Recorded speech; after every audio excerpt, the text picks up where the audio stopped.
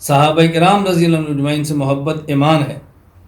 ایک تو میں نے بات سمجھائی کہ معیار حق کا معنی سمجھ لو، صحابہ کرام تنقید سے بالا تر ہیں۔ کیوں؟ دنیا میں تنقید کسی بھی شخص سے یا اس کے غلط عقیدے کی وجہ سے ہوتی ہے یا اس کے غلط عمل کی وجہ سے ہوتی ہے۔ اگر عقیدہ غلط ہو تو صحابی ہوتا ہی نہیں، اور اگر عمل غلط ہو جائے تو عمل کی بنیاد پہ تو ہم نے صحابی مانا ہی نہیں۔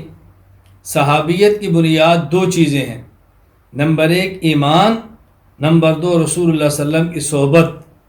یہ ہے صحابیت کی بنیاد، عقائد اور پیغمبر پاک کی صحبت، یہ ہے بنیاد۔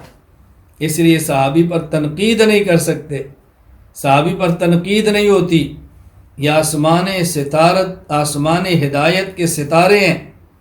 کوئی شخص ستارے کی طرح منہ کر کے ستارے پر تھوکنا چاہے تو تھوک واپس اپنے چہرے پر آتا ہے، ستارے تک پہنچ نہیں سکتا۔